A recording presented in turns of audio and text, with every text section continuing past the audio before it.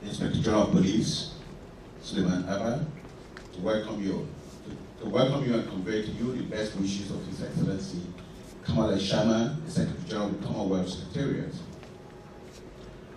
I also take this opportunity to thank the Minister of Police Affairs and the Inspector General of Police for the immense support and assistance they have given to the Secretariat in organizing this seminar. The Minister's quest for assistance to strengthen the security machinery of the government to imbue confidence in the democratic process is commendable and must be applauded. The Commonwealth Secretariat is indeed delighted to be part of the process to ensuring free and fair elections in Nigeria, with core values that the Commonwealth Secretariat holds entire esteem, and the Secretariat stands ready for any time to assist any member state to obtain acceptable standard. So we're grateful to the Inspector General for ensuring that we have all the materials to complement the existing capacities of the Nigerian police in the areas of intelligence gathering, the management of such information, and appropriate response within the accepted human rights norms, and appropriate and proportional response to political fuel crisis and elections. This is the process, and this is why we're here, and we have our experts who have come despite the short notice to be here and be part of this process and to share their experience with us, and are taking this as a priority to be here despite their competing issues within their own domain. I want to especially thank Sally Brown, Greg McKay, Stephen Orek, and David Martin for being here with us. These are the experts we have and who will share their experience with you, with the participants.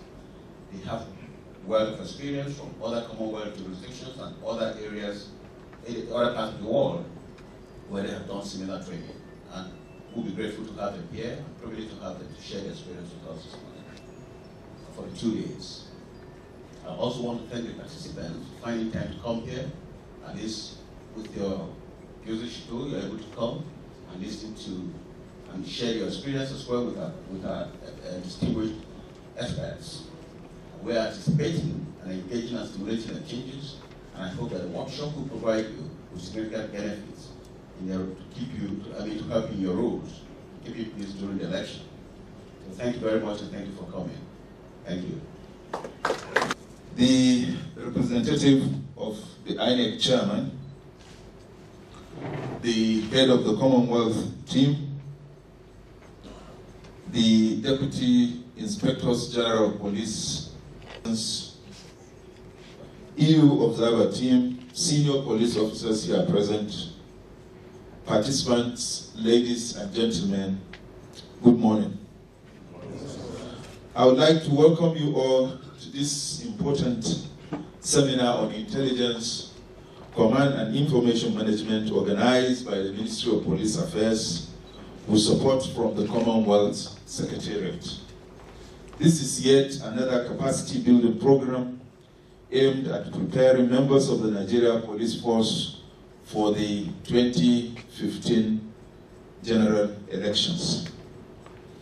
Lessons learned from previous elections in the country show that ensuring free, fair, and credible elections do not end with securing activities before, during, and after the elections.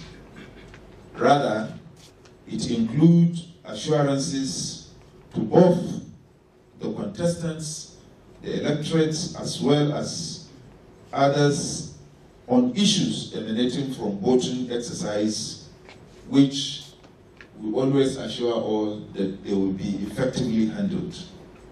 This includes our decisive response to operational issues arising from the exercise, as well as diligent investigation and prosecution of electoral offenders.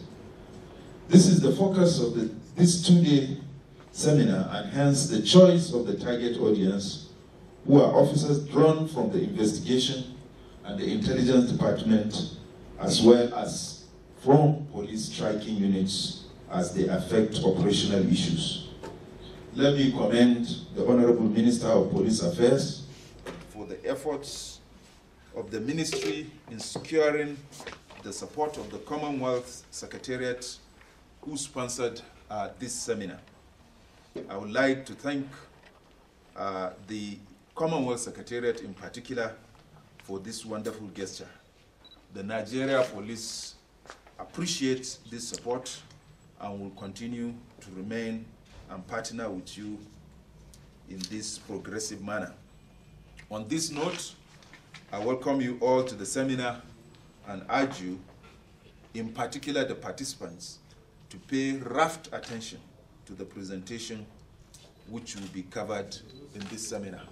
Thank you very much. IGP, Senior Command Team, Madam Director, Shadrach, the Commonwealth Secretariat.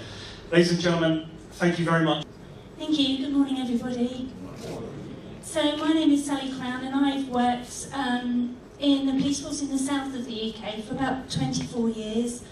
In that time, the majority of my time in the Command and Control Department, whereby I've looked at managing and controlling incidents, major events, critical and non-critical incidents. The latter of my time spent in training the staff and police officers within that department, and looking at special events and operations. That was up until August of last year, when I left Hampshire, which was a great time, but I left it to work internationally doing police training. I worked in Libya for 3 months. Just to tell you a little bit about my background as well. I retired in September last year, having been a commander in the Metropolitan Police, which is the equivalent of Assistant Chief Constable. We've got a slightly different rank structure because of the nature of the way the Met is. In terms of background, Stephen and I have worked together for many, many years now and did the command training back in the early 2000s. And what I'm hoping to bring to the seminar for the next 2 days, as any seminar you do, is it's as much about what we learn from the interaction. As I said, I'm hoping that we'll get to know each other well over the next couple of days and have an opportunity to share our experiences. Okay. Good morning, ladies and gentlemen. As you can see, our programme remains flexible at all times, but that's okay. I'd like to just give you a very brief introduction of my background to answer your question of what am I doing standing here today. So, my police career really started in 1978, so that's why I feel okay wearing the grey beard. I spent a long police career, more than 30 years, retiring in 2009 as an assistant commissioner of police and assistant chief constable.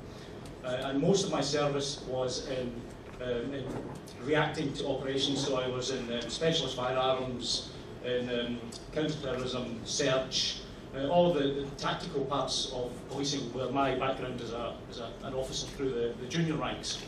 In the senior ranks, my specialist areas are high-risk mitigation, so counter-terrorism, reacting to intelligence and surveillance, managing the specialist assets of a normal police force, all of those specialist assets, dealing with bomb, with crime scene, with anything intelligence-led really is the background.